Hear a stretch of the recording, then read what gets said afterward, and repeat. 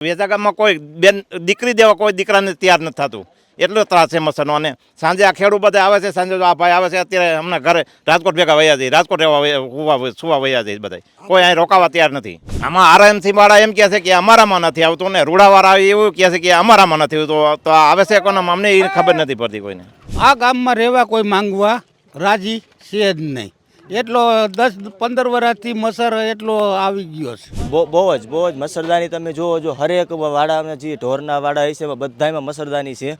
રાજકોટનું એક એવું ગામ કે જ્યાં મચ્છરોનો એટલો ત્રાસ છે કે ગામના લોકો છે તેમને અહીંયાથી સાંજ પડતા જ ગામની બહાર એટલે કે રાજકોટ રહેવા માટે અને સૂવા માટે જવું પડી રહ્યું છે. આ તકલીફ છેલ્લા કેટલાક વર્ષોથી તેઓ અહીંયા ભોગવી રહ્યા છે, કારણ કે સૌથી મોટી વાત એ છે કે અહીંયાથી જે સ્થાનિક નદી પસાર થઈ રહી છે, આપનું દ્રશ્યો બતાવીશ, એ નદીની અંદર જે જળકુંભી છે તેમની અંદરના જે મચ્છરો છે તે રાત્રે સાંજ પડતા જ મચ્છરો બહાર આવી જાય છે, અને લાખો કરોડો મચ્છર જે છે તે ગામના ઘરે ઘરે સુધી પહોંચતા હોય છે, અને ગામના જે અહીંયા સ્થાનિકો છે તેમને હેરાન પરેશાન કરી મૂક્યા છે. છેલ્લા કેટલાક વર્ષોથી જે ગ્રામજનો છે તેમના દ્વારા રજૂઆતો કરવામાં આવે છે, પરંતુ અહીંયા કોઈ રજૂઆતની અસર થતી નથી તંત્રને. અહીંયા કેટલાક લોકો છે તેમની સાથે વાત કરીશું. કાકા, શું પરિસ્થિતિ છે? આ મચ્છરથી કેટલી અત્યારે તકલીફ પડી રહી છે? મચ્છરથી પરિસ્થિતિ એટલી બધી વધી ગઈ છે કે પશુ પક્ષી એવા હેરાન થાય છે કે દૂધ 50% થઈ ગયા દૂધમાં પશુ પક્ષીને, અને મચ્છરદાની બાંધીને જ રાખવા પડે પશુ પક્ષીને. અને સાંજે તો માણા મહેમાન આવ્યા હોય, મહેમાન પણ વયા જાય છે એના ઘરે, કોઈ રોકાવા તૈયાર નથી. અને વેજા ગામમાં કોઈ બેન દીકરી દેવા કોઈ દીકરાને તૈયાર નથી થતું, એટલો ત્રાસ છે મચ્છરનો. અને સાંજે આ ખેડૂત બધા આવે છે, સાંજે આ ભાઈ આવે છે, અત્યારે હમણાં ઘરે રાજકોટ ભેગા વયા જાય, રાજકોટ રહેવા સુવા વયા જાય બધા, કોઈ અહીં રોકાવા તૈયાર નથી. કેટલા વર્ષોથી આ મચ્છરનો? 8-10 વર્ષથી છે. 8-10 વર્ષથી આ તકલીફ છે. જળકુંભી વેલ થઈ ગઈ છે 8-10 વર્ષથી આ નદીમાં. ચોમાસે થોડીક વાર તણાઈને વયું જાય, પછી 1-2 મહિના શાંતિ રહે, 2 મહિના પછી પાછો એની તકલીફ આખું વર્ષ. આ કોનામાં આવે છે? આરએમસીમાં આવે કે કયા જે કોર્પોરેશન છે એમાં આવે કે રૂડામાં આવે? આમાં આરએમસી વાળા એમ કહે છે કે અમારામાં નથી આવતું, ને રૂડાવાળા એવું કહે છે કે અમારામાં નથી આવતું, તો આવે છે કોને અમને એ ખબર નથી પડતી કોઈને. બાળકો પણ બીમાર પડે છે? બાળકો પણ બીમાર પડે છે. અઠવાડિયામાં 2 વાર તો બાળકોને દવાખાને લઈ જવા પડે છે અમારે, એટલે એટલો ત્રાસ છે મચ્છરનો. બરોબર. દીકરી પણ ગામમાં કોઈ દેતું નથી? કોઈ દીકરી દેવા મહેમાન આવે રોકાવા ત્યારે જ નથી કોઈ રોકાય. દીકરી દે તો મહેમાન રોકાવું પડે ને, એના દીકરીના ઘરે રોકાવા તો કોઈ આવે નહીં. 5 વાગે તો ઘર ભેગા હવાના ઘરે વયા જાય મહેમાન આવે તોય. અત્યારે આ ગ્રામજનો મચ્છરથી બચવા માટે શું ઉપાયો કરે? આવા ધોવાણા આવ્યા કરે, કોઈ મચ્છરદાની બાંધે, એવું કરીને બિસાડા ટાઈમ પસાર કરે છે, આ દિવસો કાઢે છે. હવે શું માંગ છે તમારી? હવે માંગ છે કે અમને મચ્છરના ત્રાસમાંથી છોડાવો, બરાબર, એ જ માંગ છે અમારો. બિલકુલ. અન્ય લોકો પણ છે. કાકા, શું કહેશો? મચ્છરનો કેવો ત્રાસ? બહુ ત્રાસ છે મચ્છરનો. આ ગામમાં રહેવા કોઈ માંગવા રાજી છે જ નહીં, એટલો 10-15 વર્ષથી મચ્છર એટલો આવી ગયો છે. અને ઢોર પશુ છે એમાં દૂધ તો હાવ ઘટી ગયું છે. કોઈમાં 5 લીટર હોય તો કોઈમાં 2 લીટર થઈ ગયું હોય, કોઈને તો તું બોલ તો દૂધ હાવ ઘટી ગયું. કાંઈ એટલે કાંઈ દૂધ છે નહીં. એમાં ખોર જો તો એટલું દૂધ કાઢે, નો જો તો એટલું દૂધ કાઢે છે. આ જો મચ્છર થાય તો અમારે ઢોરને દૂધ થાય, નકર દૂધ થાય એમ છે નહીં. પશુઓ છે એમને પણ મચ્છરદાનીમાં રાખવા પડે? હા, મચ્છરદાની મારે અટાણે કાયદેસર મારા ઢોર બાંધેલા છે મચ્છરદાની અંદર.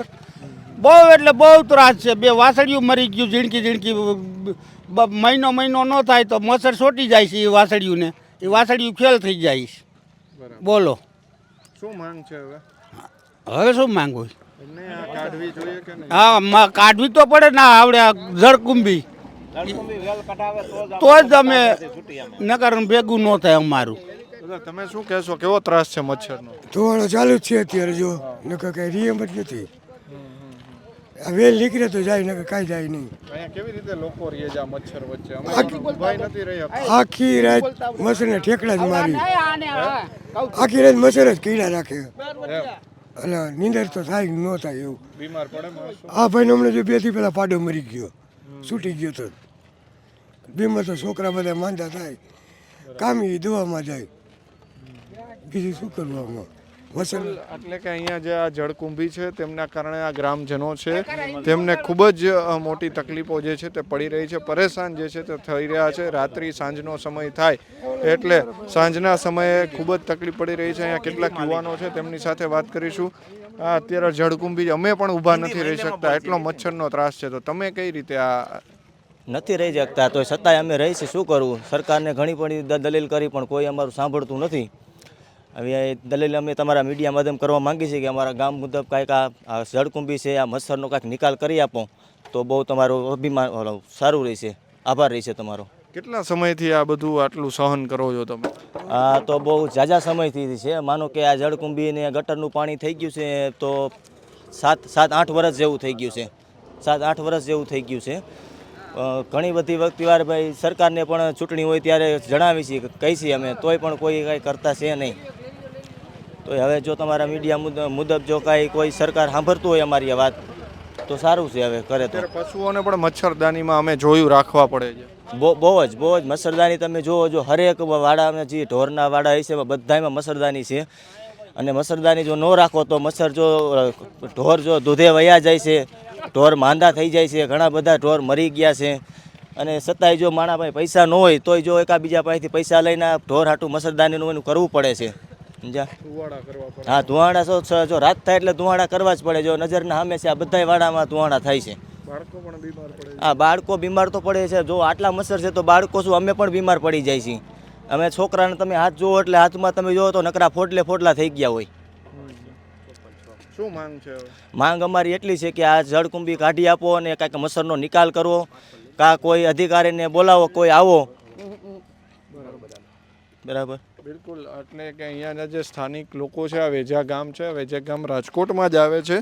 અનેક વખત હા, પેલું ગામ રાજકોટનું છે. અહીંયાના લોકોનું કહેવું છે કે જ્યારે આરએમસીમાં તેઓ જાય છે તો એમ કહેવામાં આવે છે કે આ રૂડામાં આવે છે, ને રૂડાને જ્યારે તેઓ કહેવા જાય છે ત્યારે એમ કહેવાય છે કે આરએમસીમાં આવે છે. એટલે આ બંને જે વચ્ચે જે છે તેમની અંદર ક્યાંક આ ગામના લોકો આ મચ્છરના ત્રાસથી અત્યારે પીસાઈ રહ્યા છે. અત્યારે જ અહીંયા અમે ઊભા છીએ, સાંજનો સમય છે, સાંજે એટલા માટે આવ્યા ખરેખર કેટલો ત્રાસ છે એ જોવા માટે. અત્યારે અમે પણ ઊભા નથી રહી શકતા, બોલીએ છીએ તો પણ મોઢામાં મચ્છર જાય તેવી સ્થિતિ અત્યારે જે છે તે જોવા મળી રહી છે. આ કાકા છે કે જેઓ સાંજ પડે ને રાજકોટ રહેવા જતા રહે છે. કાકા, શું પરિસ્થિતિ? પરિસ્થિતિ બહુ ખરાબ છે. અને મેં તો રાજકોટ રહેવાનું અત્યારે કરી નાખ્યું છે, પણ આ ગરીબ માણસો બિચારા શું કરે? મકાનની સગવડ એ બધું હોવું જોઈએ ને.